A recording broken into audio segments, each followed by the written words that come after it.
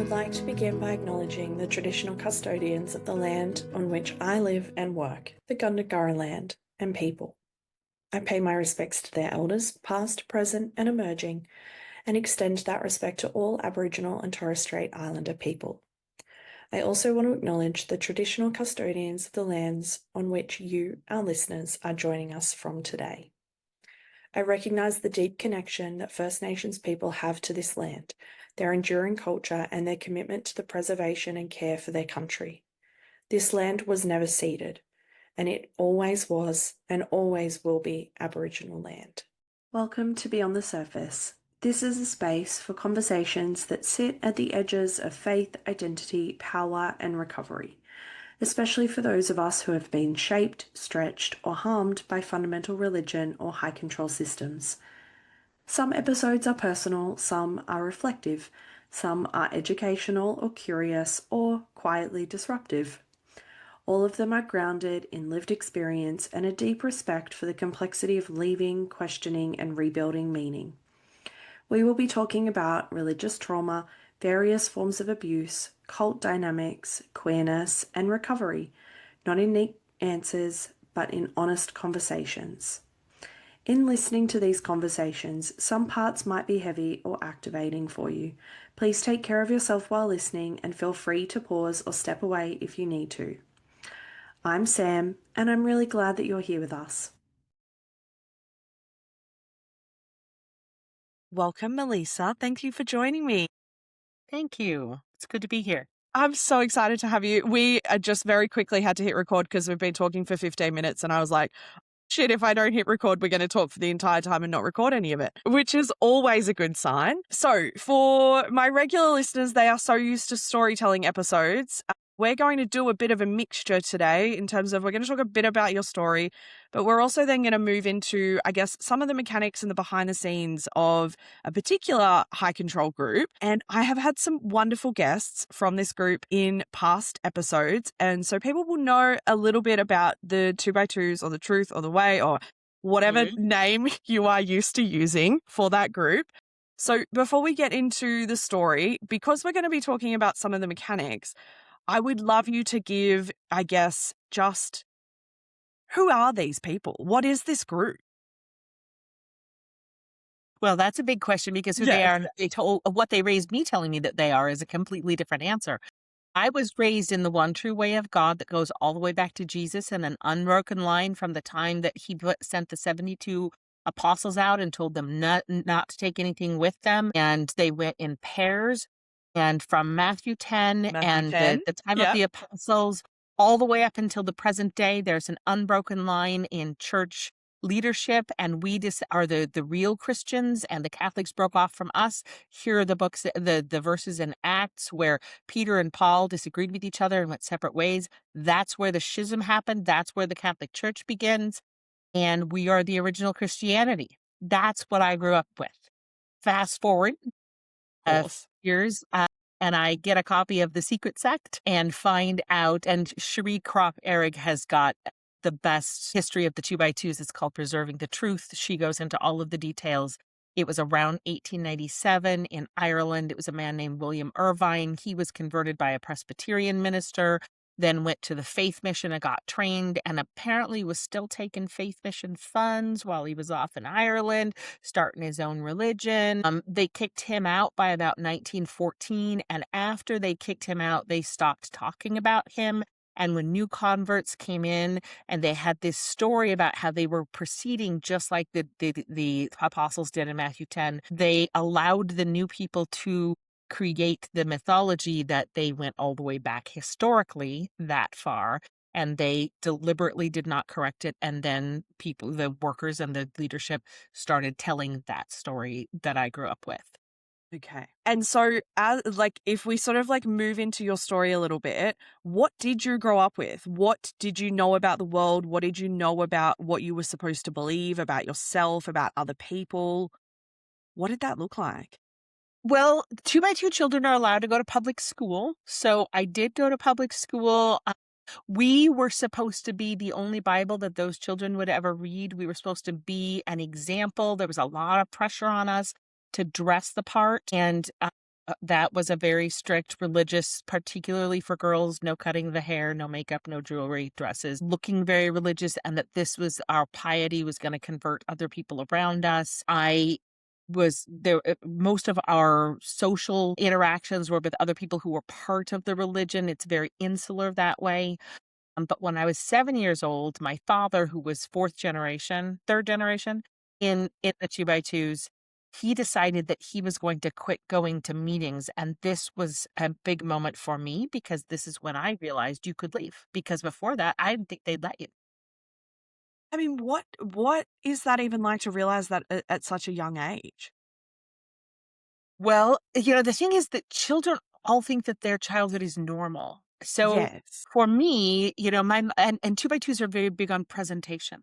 The way that they Mm, look is one thing, the way that they actually are behind closed doors is another. So my mother is sewing 3 matching dresses for all 3 of us girls so that when we come to the convention on the farm, 3 little matching girls in their beautiful little dresses are gonna tumble out of the station wagon, and we're all gonna look like the picture perfect little family.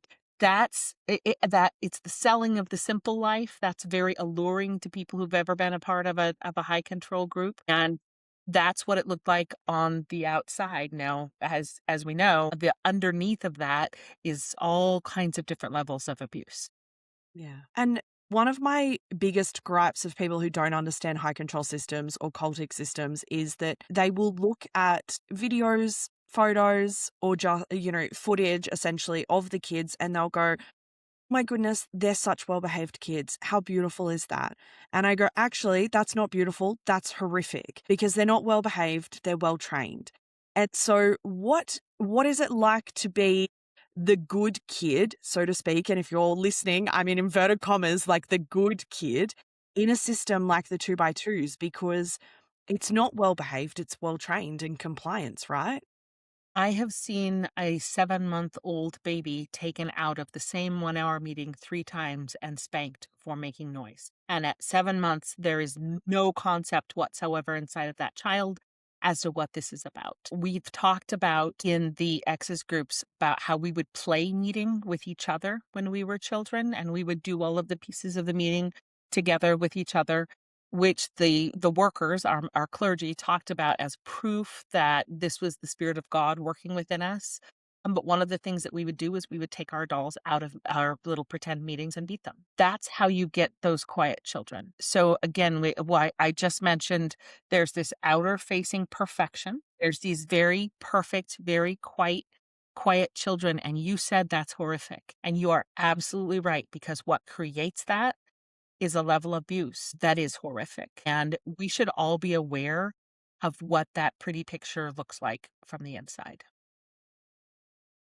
What did you think of that so-called pretty picture as you sort of moved into, I guess, a developmental age where you actually have some concept of that in terms of like, your middle sort of teenage years where you're not, the 5, 6, 7 age anymore, but you were still baked into it. You still like that's still the most normal thing in the world for you. Was there any part of you that went, what is this? Even as a teenager? What I know is that from the time my father decided to quit going to meetings, I took that knowledge that I could leave and sort of tucked it away, and I wanted to leave. And Yeah. that was inside of me from that moment forward.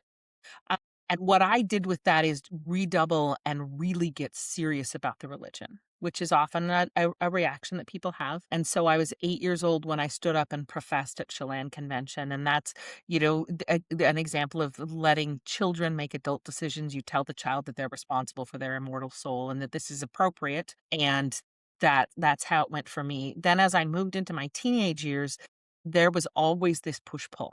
I tried to leave the church twice. The first time was when I was in middle school. My dad was out at the time, so we were a divided home. Mom was going to the meetings and dad was not. And so there was a little more leeway in my home. On the upside, a little more freedom for me and my sisters. On the downside, no high quality professing boy would ever date us Yeah, because we were right. from a broken home. So it's definitely a stratified society. So, and in 7th grade, my sister and I talked about it, and we both decided we didn't want to go to meetings anymore, or we didn't want to profess. And we went and got our hair cut, and we started, looking like other people that were our age, because at 12, 13 years old, those things matter an awful lot. And I believe appearance and self-esteem are closely related, and it was hard for our self-esteem to have to look different. That only lasted a few months. I wasn't able to really keep going with it. There was too much, I guess, guilt maybe inside of me. When I was 16, I tried again. At this point, my father had come back to meetings. And so now both parents are united, and I wanted to not go, not attend. And they told me that I could not take part and, do the things that a professing kid would do in the meeting, but that I had to go and I had to attend. And it's in a person's living room. There's 10 people.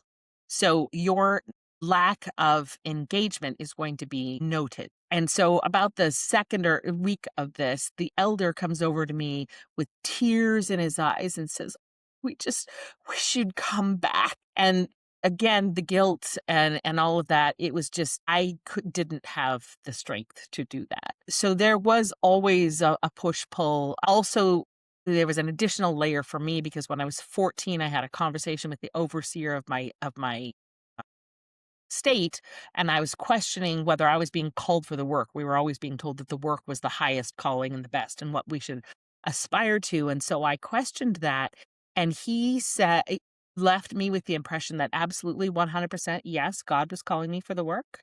And now I couldn't date, and I couldn't be part of any sort of normal growing up, because I needed to already start living like I was a worker now, and then wait until the time came and go into the work, because I was now set apart and sanctified and going to be part of God's ministry. And I look at my own 14-year-old daughter, and I think that's who I was.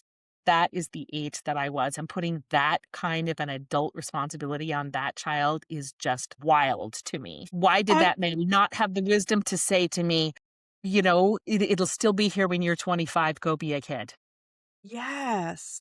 I mean, like, I think about my own 14-year-old self, and I was like very knee deep in my space as well. And I very much still had this idea of, yes, I would have used the term ministry, going into ministry, but I could barely decide on a fucking outfit to wear on any given day, or like what I wanted to eat, let alone like, this concept of like eternity or like the next decade or even your whole life is just unfathomable for someone of that age to think about. I want to ask a question around that, because I think are all of the workers single?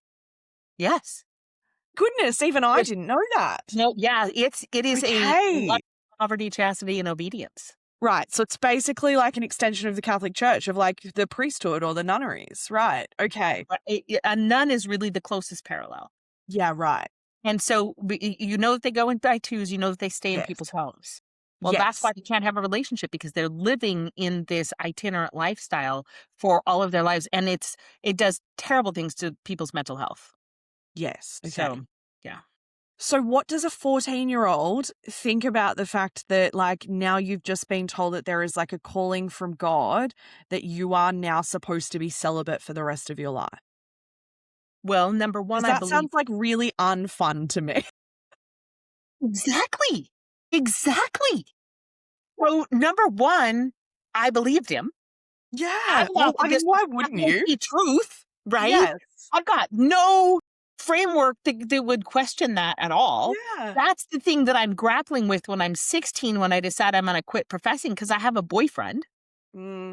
Right? So for me, what happens is I want to have a normal life. I want to, date. I want to do this or that or whatever. And it's either that or the church. And it's never, there's this complete split for me between what I want and what the church has told me I have to do and where my life is heading. And I didn't want it. I didn't want to go in the work. I didn't want anything to do with that kind of a life. But I believed that was 100% my calling, and it had been confirmed by an authority figure, and there was no way for me to get out of it. And this is what I had to do. Yeah. And So, I mean, we talk a lot about like fear in high control religion and like fear-based ideology or fear-based indoctrination. And so like you're talking about like essentially someone who is like God ordained, who is essentially like an extension of God themselves, telling you that this is what your life is to look like. What did you think would happen if you didn't follow that path? Like, were you terrified of something? Like, was there fear there if you didn't follow that? Yeah. I mean, we were absolutely bathed in fear from our very Yeah. earliest memories. I mean, meetings were always about, if you lose out, you go to a lost eternity and consider your soul. And all of, the specter of hell was part of every single day of our childhood. And I'm sure if you talk to other two by twos, Yeah. that's the way that it tracked for them as well. On Saturday of convention, there would be the meeting that they would test and give you, it's like an altar call, give you the opportunity to stand up and make your choice, and that's called professing. That meeting was always full of sermons about people who died suddenly in a car accident, people who were young, they were healthy, they thought they had their life in front of them, they decided to take their own way. Now, oops, they're dead and they've gone to hell, and that's going to happen to you too. And so many of the exes have said things like, I was afraid that I was going to get in a car accident and die on my way home from convention because that's how this was going to go. And so our entire childhood was just fear, fear, fear, fear, fear, obey and conform, because if you don't, you're going to hell. And in the early days, and I read this, I'm pretty sure in The Secret Sect, their nickname in 1897 Ireland was not the Salvation Army, it was the Damnation Army. Wow. That That sounds is fun. right. Come join. You can tell everyone else that they're going to hell too. Gosh. I mean, like, I was going to say it's funny that you say what you just said, but it's not funny. It's ironic. I remember the very first conversation that I had with somebody from the 2x2s, Laura McConnell-Conti, She's lovely. she's fabulous. And I remember her saying in the episode that I recorded with her, I think it was like 2 years ago now, that she had a very visceral, real fear that if she actually just left the 2x2s, she would die. Like, it Yes. wasn't just that your life would be bad or that you would be miserable, but that if you left, that equaled death. Yes. And so, like, Yes. that is the most palpable fear. Right. Yeah. Right. And also I had a fear that I would die at a moment that I wasn't being true, because even if I had been true 100% of my life and 5 minutes before I died, I lost my faith, I was going to hell for all of eternity. And so I would sit in the convention meetings and think, I believe right now, strike me dead right now. Yeah. Because right now I believe that I can go to a saved eternity. And there is a scene at the end of the book 1984 where Winston, your main character, says that he really gets it and he loves Big Brother and he's waiting for the bullet to enter his brain. And when I read that, I was like, I get it.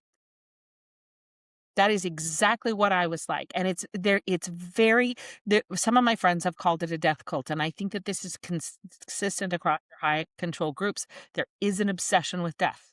Yes. There is an obsession with telling everybody you got to get, and this, it's so urgent. You have to do this right now. It has to be the most important thing in your life. The urgency, urgency, urgency.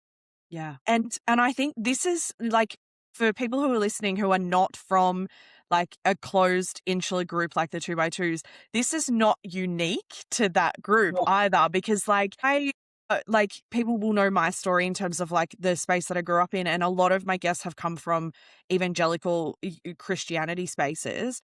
And they will understand if I say the book Rachel's Tears a lot of the time in terms of like the Columbine shooting that happened. And I remember I grew up reading that book, and I remember just wanting so desperately to be killed for my faith, because then at least I knew I was certain in that moment. Right. Which is like the wildest thing for teenagers to grow up thinking, that like you need to be thinking about how you die and when you die, so that you can be so certain that your faith is solid in that moment, because otherwise you're fucked. Yes. Like, yes. That's a terrifying concept for anyone to have, but particularly for people in that sort of very vulnerable developmental stage. It's wild.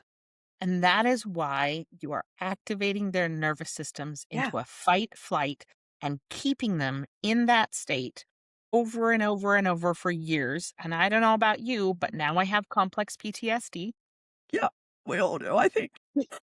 2 autoimmune diseases, Yep. chronic pain. Yep. There's a whole list of trauma-related symptoms that all come downhill, Mhm. and specifically, the things that I have are all specifically highly correlated to adverse childhood experiences and long-term trauma. Yes. Yep. It's never great when a medical specialist says to you, "There's no medical reason for this," and we go, "Yeah, we know why." Right? It's never fun to but the reality is Yeah. it is so like common among complex trauma survivors, particularly like cult or high control survivors. I think it's wild.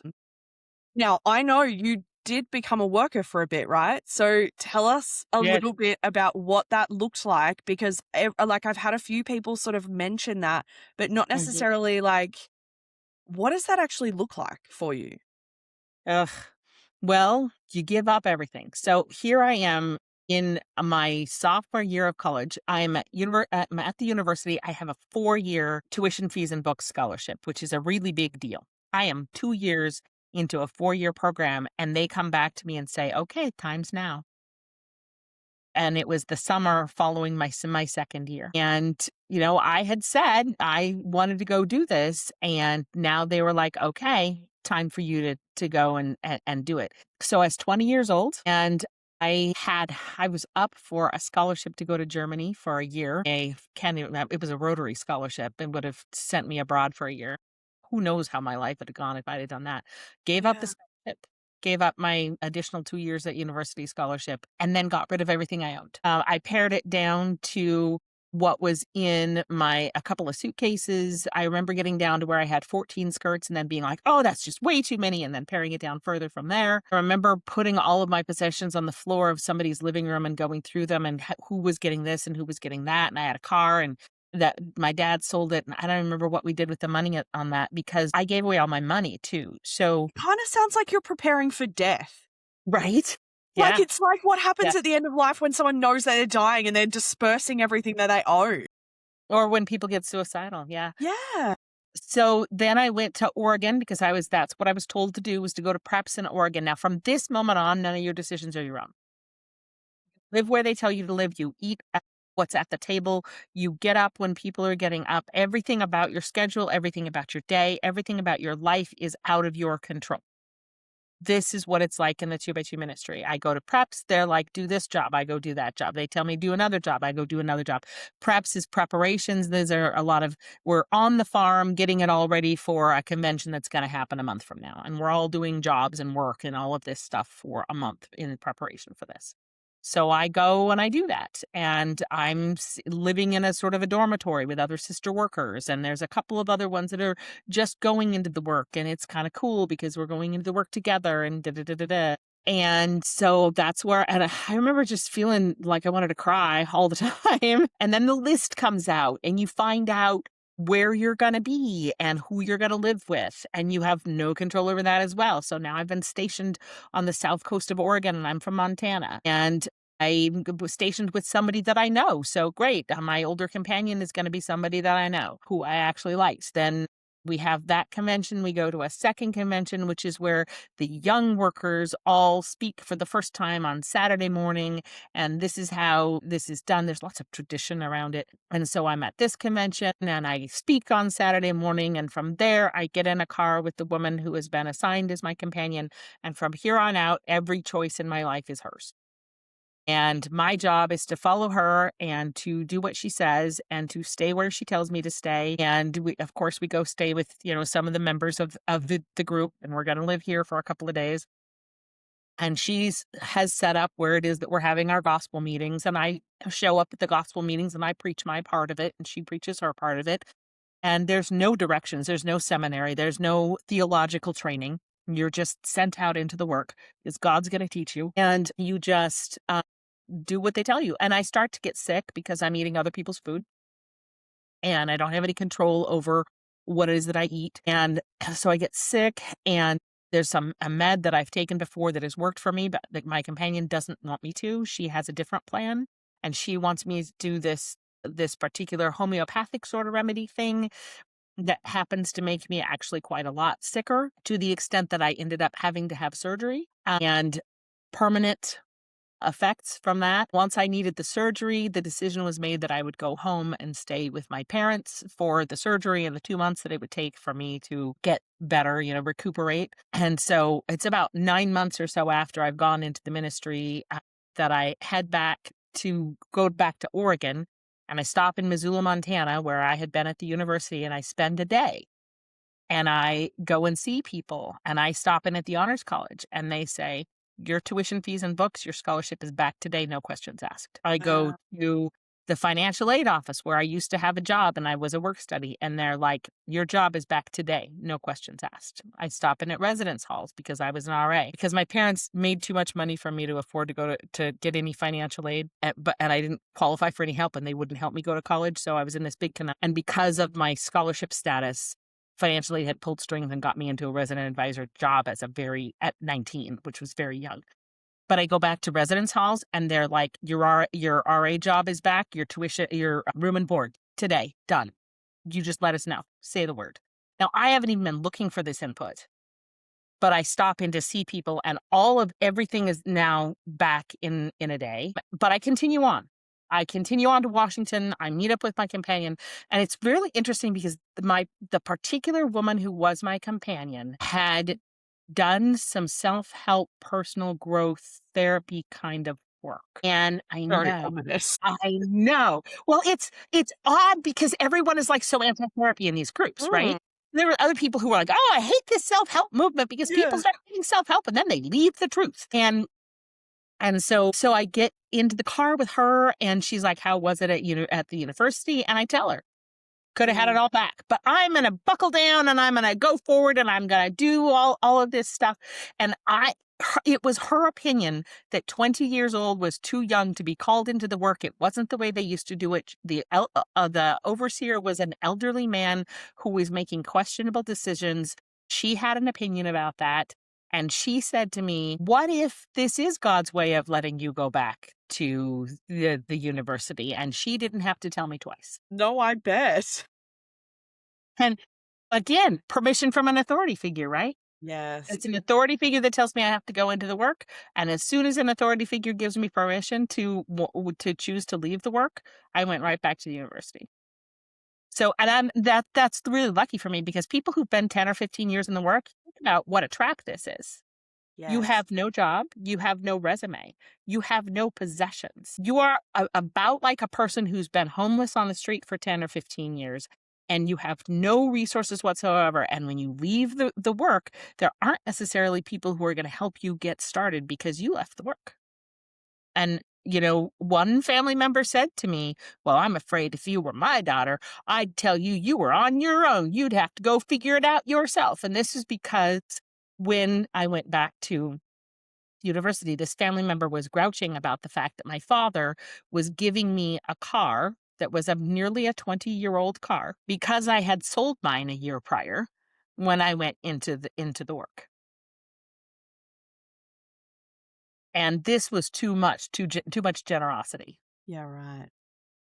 I mean, I even think, like, as you're sort of describing it as like, it's as if, homelessness, I sort of go, coming out of that, at least there are services and people who understand homelessness. Like, coming out of that is so niche that, like, there are very few people who actually understand the complete disorientation and reintegration that requires into society, that it just makes it like borderline impossible, I think, for so many people. And ask yourself this: the situations in which you are the most vulnerable, the most likely to be abused, you have the least amount of power, and you give away all of your financial resources, those are held up as holiness in these groups. Let's talk about Tradwise. Yes. Let's talk about the work. All of these are situations where you, as proof of your holiness, give away all of your things and put yourself in this vulnerable position, and you are told that this is going to be the thing that'll make you the happiest. It will be the most fulfilling. It gets pulled up on this pedestal, right? All of it to get you to go do that. And once you're there and the abuse starts, you're stuck. And that's the con. Yes. And yes, when it is like spiritually sanctioned, it's like it's so hard to separate those two things. Until, I mean, you can, obviously, like we're sitting here talking about it, you can, but man, it takes so much work. And as you were sort of describing what it looks like to be a worker in that space, I know the answer to the question that I'm about to ask, but I imagine other people are thinking it as well. And so I'm going to ask it still, which is, how on earth do they say that that is not controlling? Because Because you everything is willingly fucking do it. controlled. Yes. And we heard all of these stories about God's people are not conformed to this world, but they are transformed by the renewing of his spirit. We just happen to all look alike because we've been transformed by the Spirit of God. It's not control. There's so much about there's no rules in the 2x2s. But oh my gosh, are there rules? Go break one and let's talk about how no rules there are. And the same thing about the control. Go do something that's not sanctioned and not okay. And let's talk about how it's not controlling. Just my sitting in a Sunday morning meeting and not being someone to verbally speak a prayer and verbally stand up and give a testimony brought my elder over with tears in his eyes, doing a whole emotional manipulation thing in order to get me back. Mm-hmm. Like, I couldn't even just sit quietly and enjoy other people's contributions. I had to be part of it. I had to be confessing every week because that's what those testimonies are, confessionals. Yeah.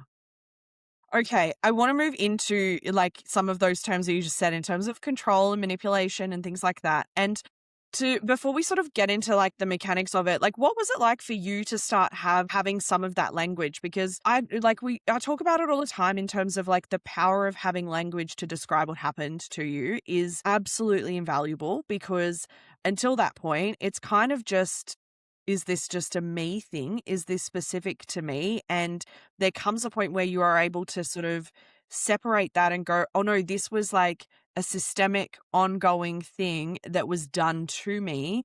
And so what was it like to be able to start using language of coercive control and everything that comes from that? It's so great. Yeah. I'm so grateful for where my life is now. It happens in pieces. It's layers of an onion, and you deconstruct a bit at a time. So when I went back to the university, I befriended a young woman, Amy, and Amy, not long after she met me, took her first cults class, and she went on to get her degree in sociology, majoring in cults while having me as a best friend. I think I inspired her. Yeah, why not? Just know Right? that.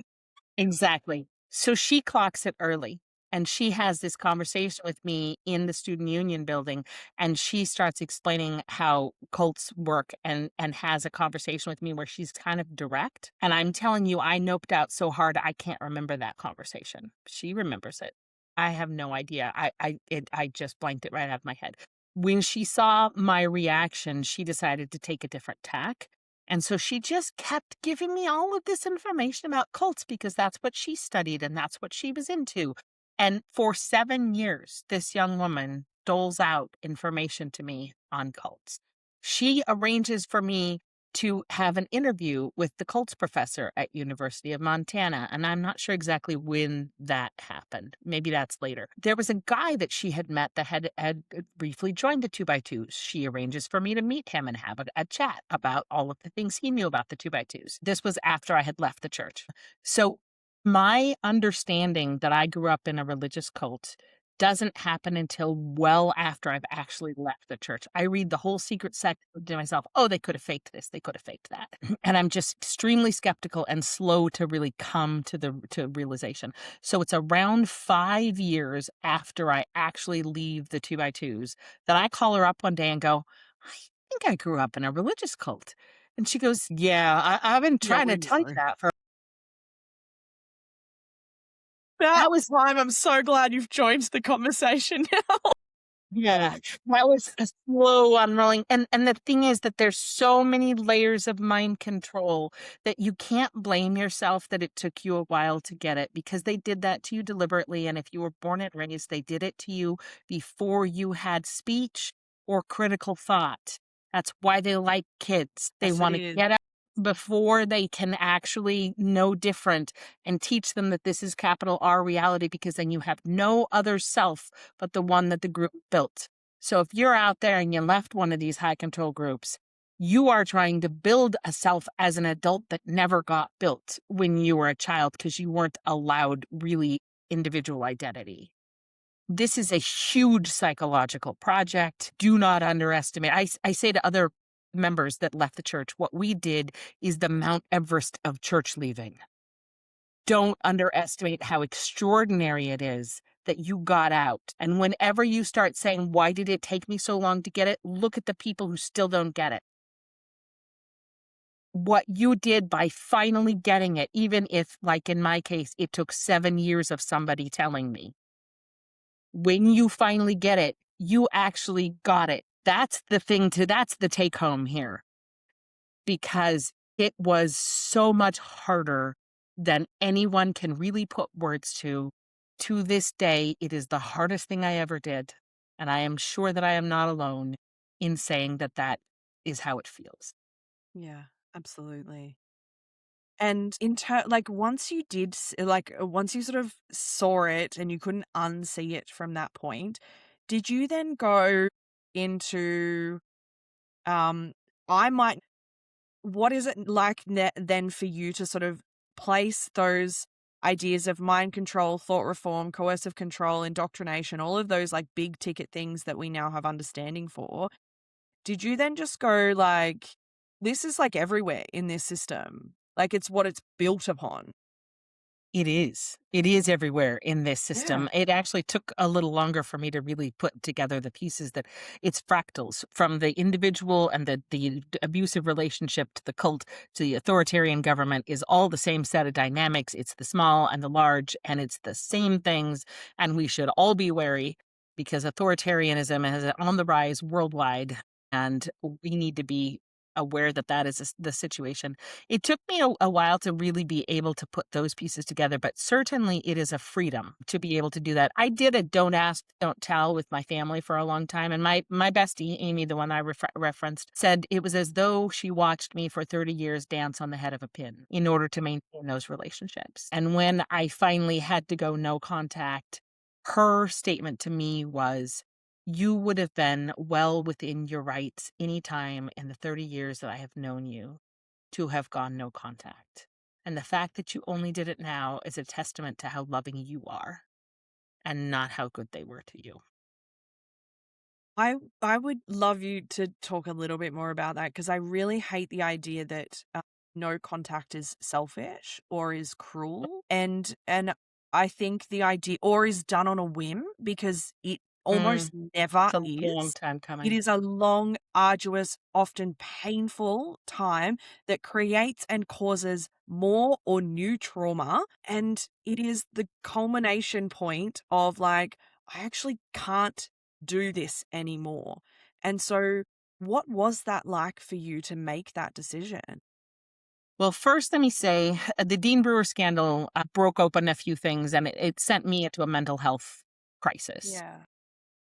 And then we got retreats that were available for people who were survivors of the abuse in the 2x2s. And I went to one of them. I can tell you, I've been to a couple of them, and I know a fair number of women who are survivors of the abuse of the 2x2s. Every single woman is no contact with her mother. Everyone that I know from the retreats, no contact with the mom. That tells you something about what 2x2 women are doing in relation to their daughters when their daughters get abused. It's not you. It's not an individual thing. This is very clearly systemic. So you got to let go of any kind of guilt that you've got around that. The reason the process of my going no contact was awful. What happened was the Brewer scandal erupted. There were several conversations with my mom, who's still part of the religion. The first one, she advised us about the Brewer scandal and let us know that it was just this one guy, this one time, and they were being totally transparent about it, and they were handling it, and it was awful, but, it's all done now. And also, by the way, there's some allegations against another brother worker, but they don't actually make any sense. But he stepped aside from the work just in case, and they're just like really on it and really being serious about it. And then she said, "What do you think?" And I said, "You don't want to know what I think." And she said, "Go ahead and tell me." And I said, "You have an abuse problem. You've had an abuse problem for a long time. I know what happened to me.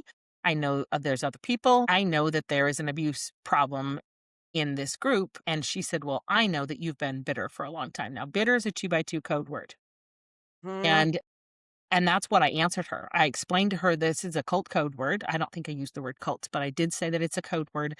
And that what it means is that I am asking you to be accountable, and you guys level that at anyone who speaks up or holds you accountable. And that's what you do. And the reason that you do that is to silence the voice of anyone who's going to actually hold you to account for the kinds of behaviors that you're choosing to do here. So that was a rough conversation. And then a few months later, so I did go to the first, I went to the first retreat, and I'm not sure, I'm kind of mixing up the timeline here a little bit. But what happens ultimately is I actually call the crisis line and give them names because I've got several. And so I came to the realization that maybe even though my stuff is old, it could be background in active investigations. So I gave them names of perps and dates and incidents. And then was talking to my mom, and I was at her house. We're in the couch, sitting in the living room, and she says, "I got a call from this counselor who's part of the church, and he sounded upset, and he left a message. Do you know anything about that?" And I said, "Mom, do you want to know what I know?" And she said, "Yes." Now, by this time, I was following court cases. I was following the crisis line. I yeah. had names of people she knew who had been in our home, and I knew what they had done to kids, and I knew who had covered it up, and I gave her data. And it was a hard conversation. And I said, "These are people you know, and this is what they did." And I said, "I know that this is hard for you because it's people that you care about, and it's really hard to wrap your mind around somebody that you love has done something terrible." And I gave her a parallel from my life and said, I know how hard that was for me. And I understand that this is hard for you, but there are going to be criminal charges. And this is a big deal. Yeah. So I'm trying to like build bridges between her and I. Now, my daughter at the time was living with her, and she's in the kitchen. She makes eye contact with me. Her eyes are like this. And then the conversation is over, and I leave. And I did not realize this, but she starts calling the people that she knows saying, "I'm bitter. I hate what she loves. I attacked her. All that I accused her of being at fault for what happened to me when I was a child," which was not any part of what this conversation was about. And she would have these conversations where she would just on and on and on the phone while my daughter was present, and then get off the phone and be like, "Okay, do you want to go to dinner now?" And my daughter got so upset about it that she actually moved out. She moved back to live with me. And then it was just like this series of events where she's just like, anytime she does get a hold of me, she does so in order to exact some kind of revenge. Yeah. She'll call me up and I'll be like, "Oh, my mom called me. Isn't that great? Hi, Mom. How are you?" Only she's calling to make threats about some new thing that I've Yeah. done wrong. That is, on and on. And this goes on until she texts me and says, "All of us were planning on having Thanksgiving at your house, but we forgot that we were all going to have, this is a holiday, a dinner at your house. And we're all going to another family member's house, and I'm not invited." So this was the final straw for me. It was just one event after another of the threats and the whatever. And by the time she was just like, "We all forgot that you were planning this thing for us, and we're all going somewhere else, and you're not invited." That was the same week that I got evaluated for clinical depression, and my husband's mother died. And I was just like, I can't know when she's going to come in with one of these things. Yeah. And it's so devastating and upsetting for me. And she deliberately is coming in and throwing something that she knows is going to hurt me. and then running off again. And then when she comes back, she does, and I don't know whether it's going to happen today or tomorrow or next week. And I need to take some control over this. So at this point, I send her a letter and say, I need to take a break. I need to step back. And that's going to have to be how this goes. At which point, it was a month later that she and my sister were writing up a bunch of charges against me, claiming that I had come into her home and verbally assaulted her when we had this conversation on the couches, when I gave her the information about who was doing what, for which my daughter was present, and that I had been siphoning money out of her bank account into my business accounts. And she actually took me to court, and the court, she told my daughter, I have the bank statements. It shows your mother's business on there. I can see that she's been stealing my money secretly. And when she did all of that, what she actually presented to the court was bank statements that showed payments to Intuit, the company that owns Quicken, the financial software. So probably like an accounting software program. So maybe she had a subscription because it was, similar every month. And this was her proof that I had been siphoning money out of her account. So it was, the whole thing was awful. Obviously, after that, there's no going back. There isn't and the judge very helpfully told her that now, even though he was denying her the restraining order she was trying to get against me, which is ironic to file a restraining order against someone who has not showed up in 4 months, and claiming that you've changed all of the locks in your house because you're so afraid of this person who said, I need time and space away from you, and then didn't come back. And so she's, making all of these claims. And the judge says, well, now that you've been here, this is all on public record. And so if at any point she ever contacts you again for the rest of her life, you can come and get a restraining order because it's on record now that you've told her not to contact you. So I'm off the hook. I don't have any feeling that I need to go back and amend that fence, because the judge told her as soon as even I know someone who's got a mom who's done some horrible abusive things, and she's still thinking about answering the letter and still thinking about, trying to make that reconnection. And I don't have any of those thoughts at all. Yeah. I feel like I could say so much around all of that. But I feel like the two biggest things for me that stand out, like hearing you talking about that, is one, like the absolute visceral rage that I feel hearing the countless stories about people choosing systems and doctrine over fucking human life. Yes. And yes, real thank you. tangible harm that is happening is just I cannot understate the rage that builds in me. But also hearing you talk about how almost you were so gentle and so understanding and compassionate with how you were telling this to her, going I know these are people that you love and that you care about. And I'm listening to you say that and I'm going, why are you not the person that she loves and cares about? That just was breaking my heart hearing that, going you're her daughter, going I know you love and care about these people who are really harmful, abusive people. And yet that's not being extended to you. And that breaks my heart. And and obviously that had been the dynamic for a long time, which is why my bestie Amy was saying, I've watched you dance on the head of a pin. Yes. In order, and part of what happened for me is that completely set me free. That's when I started writing. That's when I started, I had already written Little Mouse at the point at which I went no contact with my mom.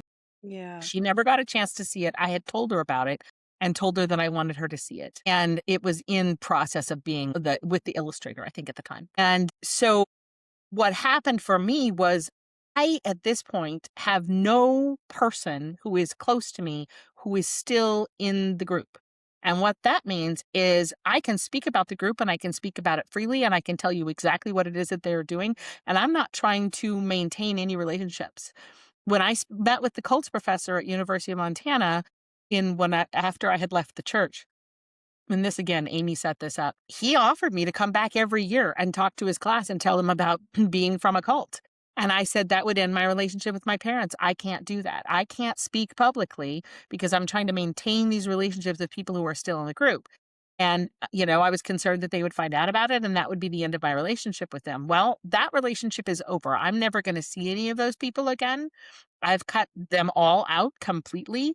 So I can now speak the truth and I can help other survivors and I can do the things that my particular set of gifts is good at so that other people get access to healing materials, which is exactly what I decided to do after having a conversation with a friend where I was saying there's all of these things that are messed up in the world. And I was talking about coercive control at all of the levels, from the political all the way down to the personal. And I was saying, I don't think I'm doing enough. And my friend was like, you realize that all of these things that you're doing are the same project. You're fighting coercive control in all of them.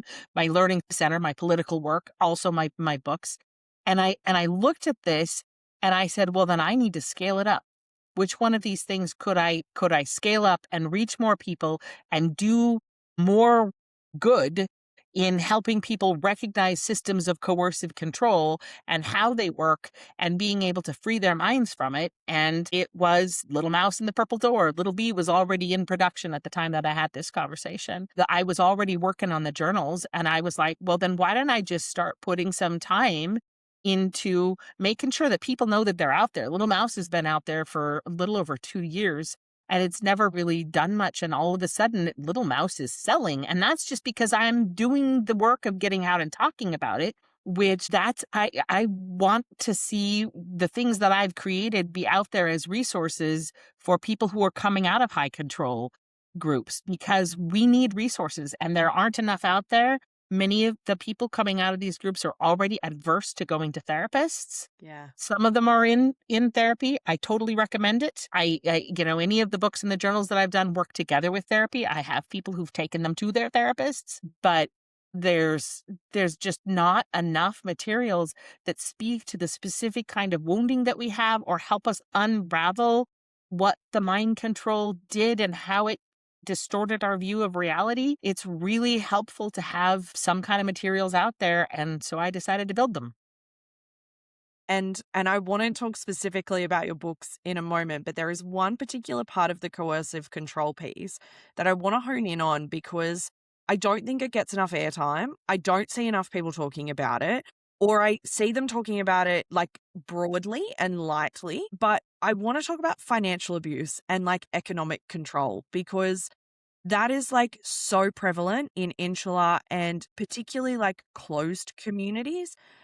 We see elements of it in more mainstream controlling spaces as well, but it is different and it is not the same. And so I would love you to talk a little bit about like the role of money in the 2x2s, how it actually moves around, how it is controlled, how it is manipulated, like what are the expectations, like all of that sort of space. There's a lot to this. So let me Yes. try and go over Yeah. some of the points. As a child, very frequently the experience is being neglected and there aren't financial resources for you. This is me wearing dresses that my mom made or clothes that came hand me down from 3 other kids before they ever got to me. It's me not having any resources to go to college and other people, picking up that. So there's abuse of children in the denial of resources to them. And the reason that children are denied the resources is because all the resources are going to the church. So when my grandfather died, he left about 800 grand to the church. That's his whole estate. And it turns out that's their game plan. There's actually one of the overseers had a codicil that he would give you to put into your will so that you could leave your whole estate. And the language was all written out so that they could just give it to you and they could be like, this is how you leave your church, your whole estate to the homeless ministry so that God's ministers can continue to do the good work. And that is always the way that is presented. Homeless, penniless ministry. By the way, leave them everything you own. And so they're getting older people to leave their entire estates. Same thing when my dad died.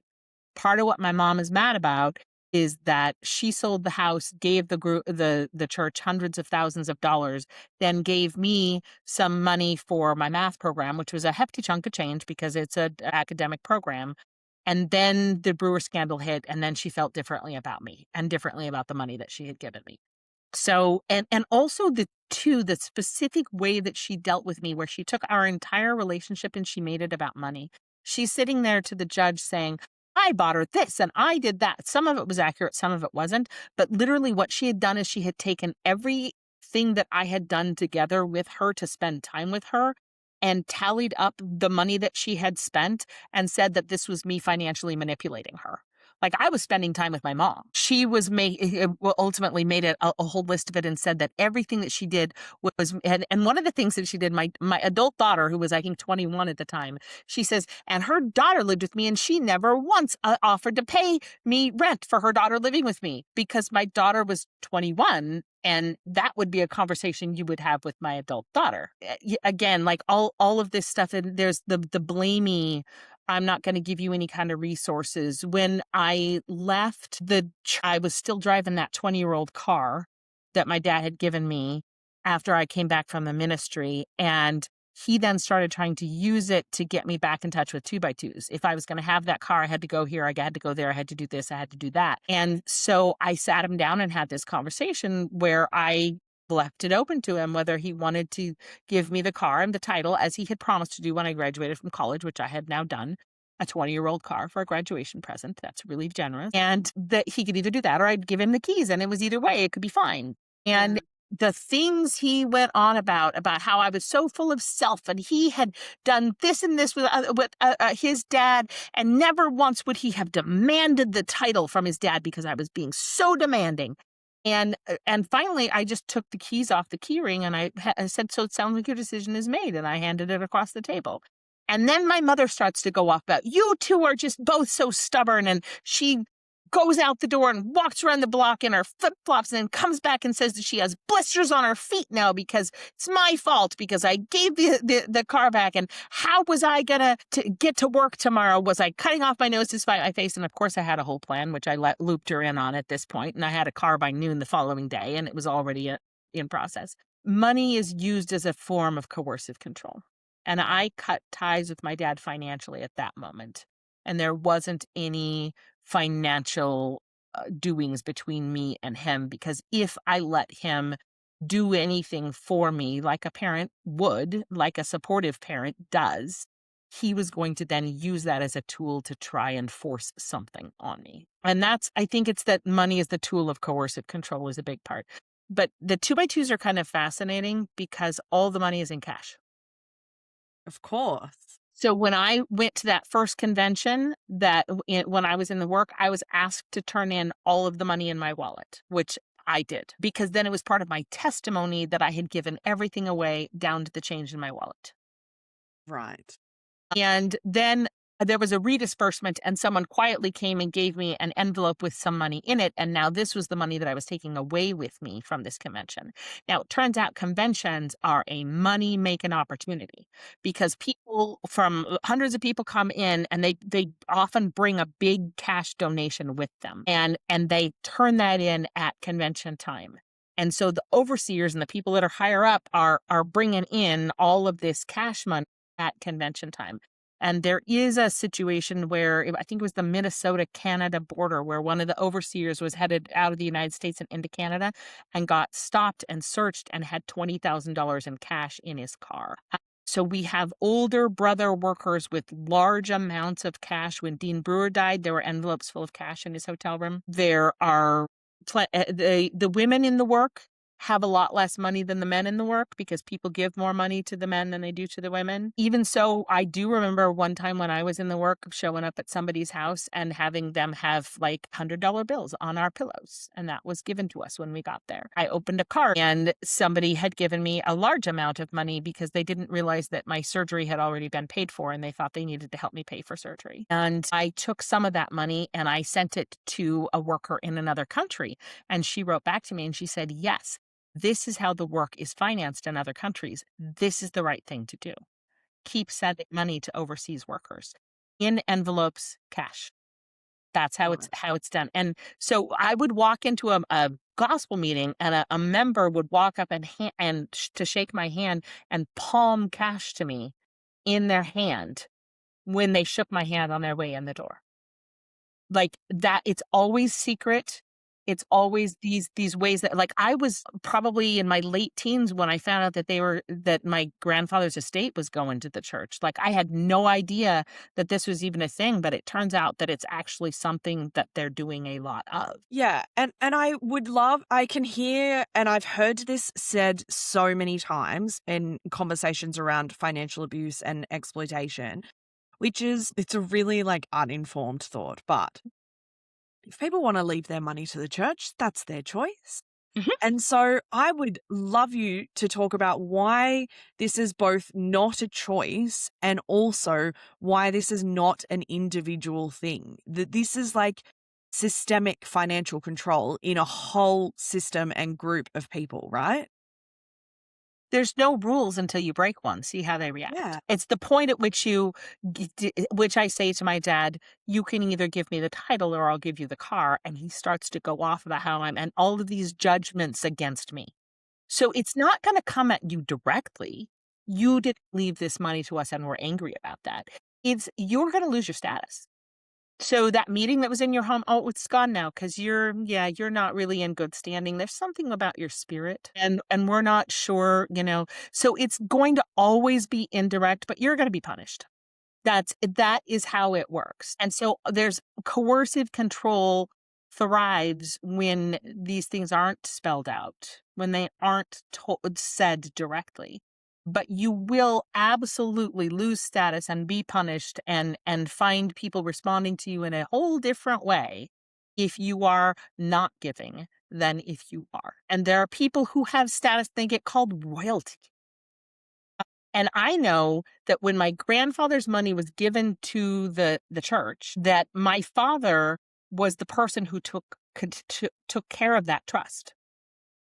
So grandpa's money goes to the church. My dad has it in his name for the use of the workers when they come and ask for it for this or that or some other thing.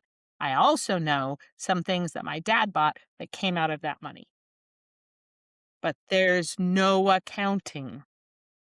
There's no system that is going to make sure that the person who takes care of that trust is a person who's using it 100% for the work. And, there's some royalty families who seem to be doing very, very well financially. I can imagine. And, Yeah. I mean, there's no accountability. And when my dad died, the couple who were on the Chelan Convention grounds, who were the ones who had the trust that my dad's money was supposed to go to, met with my mother consistently right up until the point that she wrote all of those checks. When she was done writing the checks to them, they weren't showing up and having to have coffee with her and all of that sort of thing. So as you get older, there is definitely a concerted effort to spend time with you and go see you and and make sure that you have that codicil in your will and have it done that way, et cetera, et cetera. And after my dad died and my mother was in charge of my dad's finances, they made sure that they connected in and and it was present on her mind that she needed to get that money given to them because it had been promised in her husband's lifetime and that she had a responsibility and it was absolutely her responsibility to go and do that. And it was hundreds of thousands of dollars. I know that we both want to talk a little bit about recovery, and I'm going to use this question as, I guess, a bit of a bridge between the financial conversation and the recovery portion of this episode. But what does the aftermath of being in a system with tightly wound financial control where nothing is your own look like when you leave that system and you have no financial resources because you have been so dependent on the system that you have come from? What is the financial impact that follows you out? Well, I'm 55 years old and I don't have a retirement. Yeah. And the financial effects, what I said to my mom, your choices have put our family 2 generations behind in the acquisition of wealth. You need to understand the way the middle class transfers wealth is that they buy property and then they transfer it to the next generation. And that's how wealth accumulates, not in 1 generation, in 3. And that's how it's done in the United States. All of that in my family went to the church. So I'm starting over from scratch in my generation, plus which I'm the only one of the 3 to have gotten a college education because of the whole constraints of them making too much money for us to get help and also refusing to help. Then there is, the situation you come out of the work, you've been in it for 10 years, you have nothing. People have had to start over in those kinds of situations. And it's not good. And there are people who have helped one person or another, and there are some funds that have been set up to help people exit the work who want to, but you have to realize that anybody who's considering leaving the work if they've been in there 10 or 20 years is in a really big bind, especially if everybody in their family is still active in the religion. Many of them are just going to stay in the work because they can't figure out how to get out and how to start a life outside. So they're trapped. So that's one thing. Another one is that a lot of people don't have any financial literacy, didn't get taught anything about how to get or make money. I was headed to the university and had one of the elders take me aside and say, you don't need to go to a university. You just need to learn how to take care of your man. And, right? Exactly. And and then I get to the university and everything that I'm interested in is like radio, television. It's like drama. It's, I'm interested in performing arts. That's like who I am, it turns out. Creativity and all of that stuff. And everything that I'm interested in is not appropriate for a 2x2 girl. So I get my degree in history for really no good reason other than that I enjoyed history classes, which I did. That was great. I'm glad I have a degree in history, but it wasn't anything. And then of course I niched myself into education, which is, again, that's one of the very few appropriate things for women to do. So there's this whole side of women in the 2x2s do work, but generally teachers, nurses, caring professions, very, very limited. There's a lot of men who are blue collar, construction, that kind of stuff. There's families it does depend by family. Some families are completely anti-education and their kids don't go to college. Other ones are like, go to college, just, don't get turned, whatever. Yeah, so there's many, many, many layers of financial issues in the 2x2s, but I think one of the big ones is that the money that is funneled into the work is done so quietly and behind closed doors that there's no accounting for any of it and there's no transparency at all. And so what they're doing with it, where it goes, in any of that stuff, that's just completely a mystery. Yeah. There was a big fund set up for survivors here in the western part of the United States after Dean Brewer's scandal broke. But things have kind of changed and the investigation seems to have slowed down and suddenly there just isn't money in that account anymore. And You mentioned creativity when you were talking. And you've also mentioned, we both know, and I've talked with a few other people around the power of creativity, I think, for a lot of people in any sort of trauma recovery, in my opinion. And you've mentioned your books, but what people, if they haven't seen your books, may not know at this point in the conversation, and that those books are picture books, but they are not children's books. They are adults' books. And like I said to you before we hit record, I would love to normalize the shit out of adult picture books because it just is so fun. Right. Yes.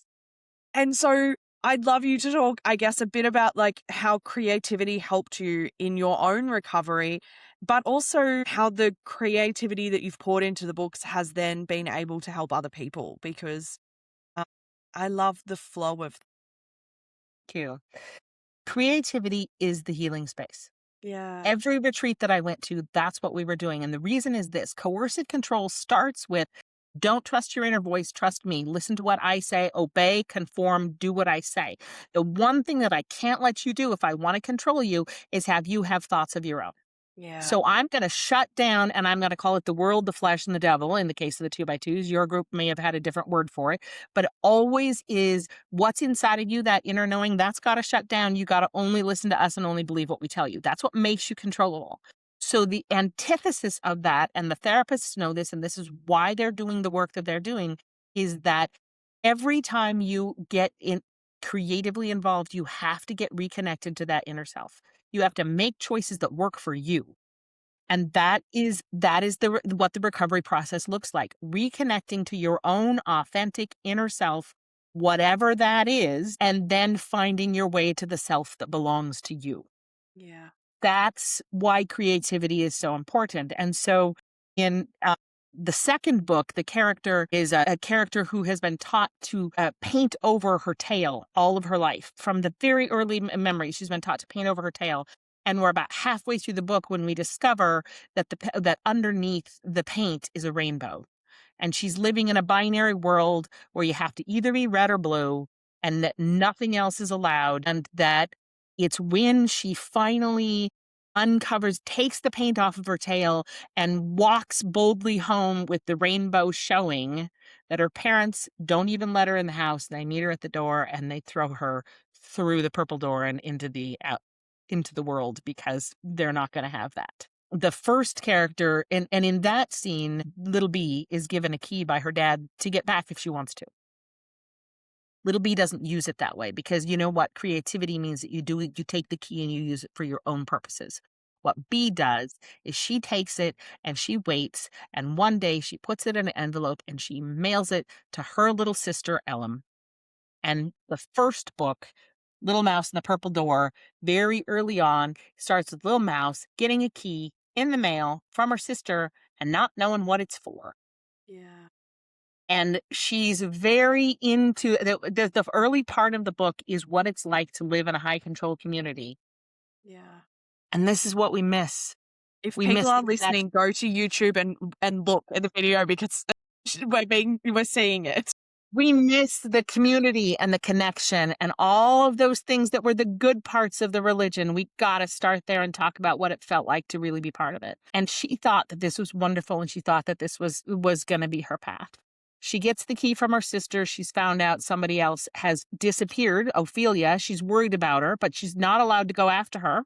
That's not going to be acceptable. And it's not until something bad happens to Little Mouse and they blame her for it. And her fear of attack becomes greater than her fear of leaving. And at this point, she uses the key and she goes through the door. And after she goes through the door, she meets a guide. There's the dark night of the soul. It happens. It is part of all of our stories. We don't skip across that.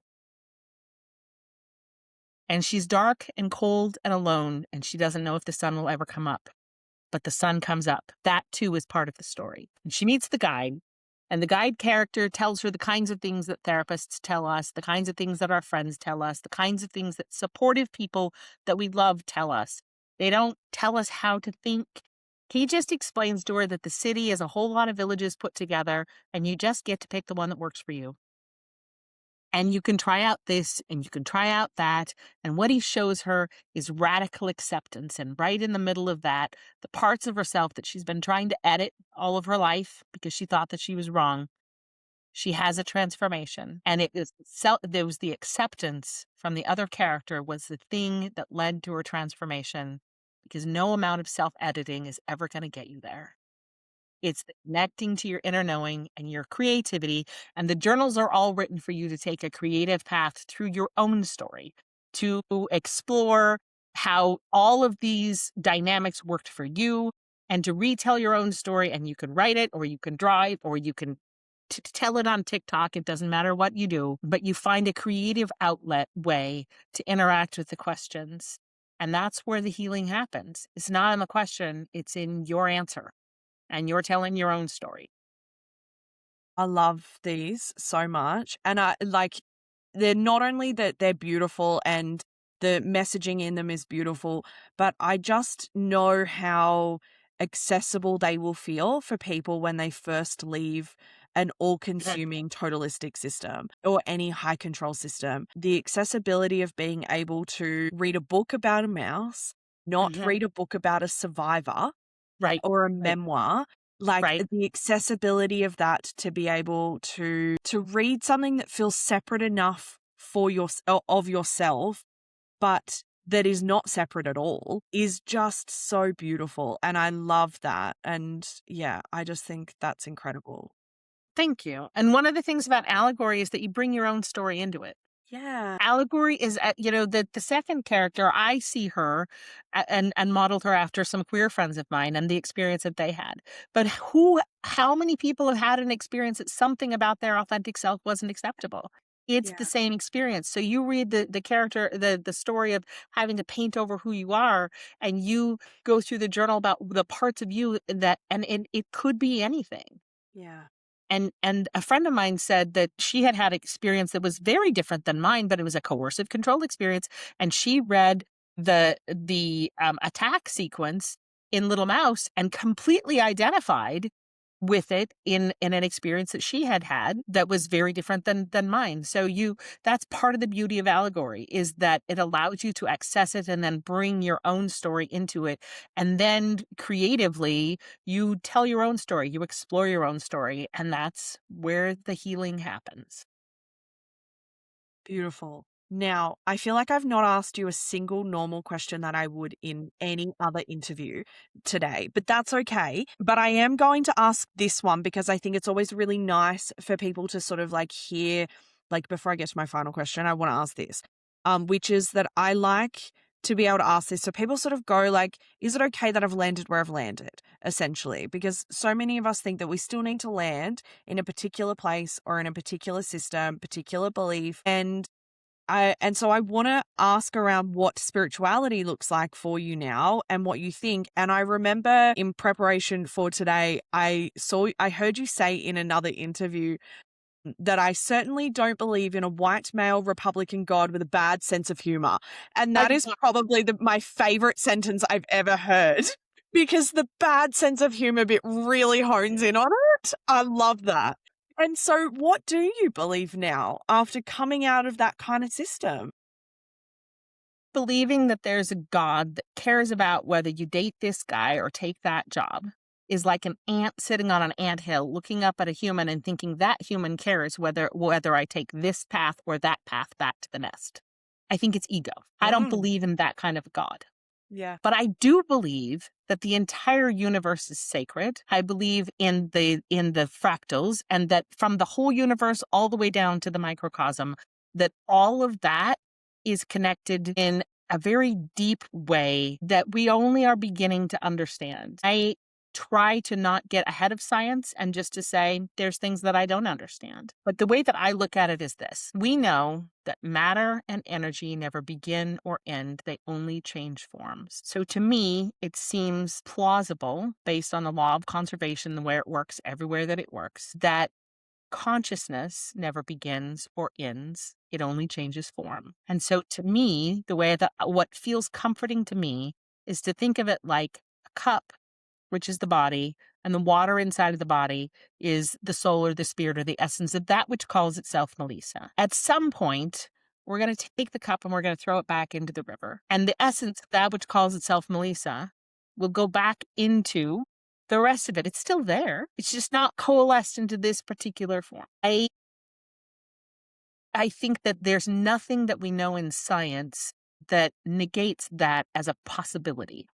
I call myself a soft agnostic because I'm kind of in this place of we don't know. Maybe someday we will know, and maybe we'll get to where we understand that. But it seems to me like there is something deeper than the physical world that we understand. There's certainly a deeper experience that we have, and I think that this thing about getting in touch with our inner knowing is getting in touch with the divine spark within. I think it's inside of everyone.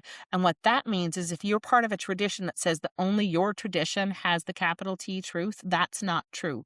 Because every person all over the world and throughout history has had access to the inner spark, to the divine within. And they may have had different solutions for problems than you did. Yeah. They might have things that work for them that don't work for you. That's okay. And if you just allow for the possibility that we all have the ability to access the inner spark inside of ourselves and our own inner knowing, and then just leave off whether you know for somebody else. You can give them your ideas and you can influence and you can say, if you do this, that will happen. And then you sit back and say, now I'm going to let you experience that and see how that goes for you.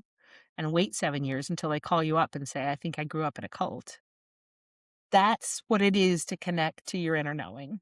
Yeah. And that to me is what's divine. I believe that there is the divine, there is the sacred, and that really comes closer to pantheism than anything else. Mm-hmm. I think there's a lot of good in Christianity, and there's many things that when you read the New Testament and you take Walter Wink's nonviolence messages through the New Testament, there's lots of good stuff there. Christianity's not the only tradition where people got in touch with their inner knowing. I think there's a lot of good to be discovered in reading and studying what other people have figured out. And I think that once you start closing the door to a tradition because you think yours is capital R right, that's a mistake. Yes. And that you shouldn't do that. Yeah. Yeah. Because and also because when you think that you are right, everybody else is wrong. And so that Exactly. is like in itself a hugely problematic. Okay, I ask an encouragement-based question to end these episodes all the time. And so I would love you to offer some encouragement of what you would say to someone who has just left that system. They're not 7 years down the track. They're not 3 years. They might be just a matter of weeks out of the system that they have come from. What would you say to that person?